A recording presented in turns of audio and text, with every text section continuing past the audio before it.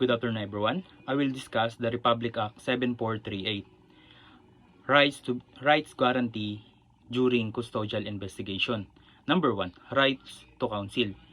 The person has the right to have a competent and independent counsel, preferably of his own choice. If they cannot afford one, a lawyer must be provided. No custodial investigation shall proceed without counsel.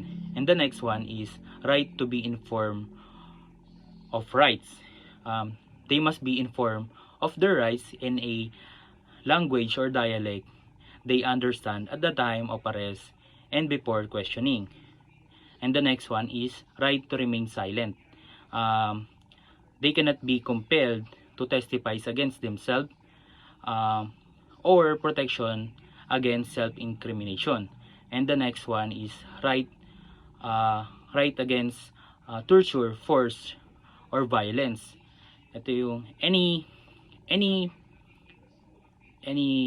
use of threats, intimidation, coercion, or violence to extract confession or information is illegal and inadmissible in court.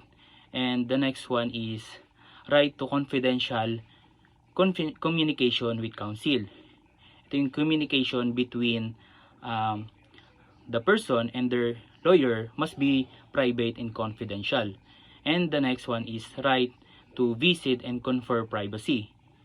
And the following has the right to visit and confer privacy. The first one is any member of immediate family, and the next is medical doctor, priests, ministers chosen by them or their family. And the next is NGO representative duly accredited by law. And the next one is right to notify family or relative. They have right to have their family, relative, or friends notified of their situation immediately after the arrest or detention. And the last one is right to pre-assistance. Ito yung indigent persons under custodial investigation must be provided pre and competent legal assistance, usually from public attorney's office.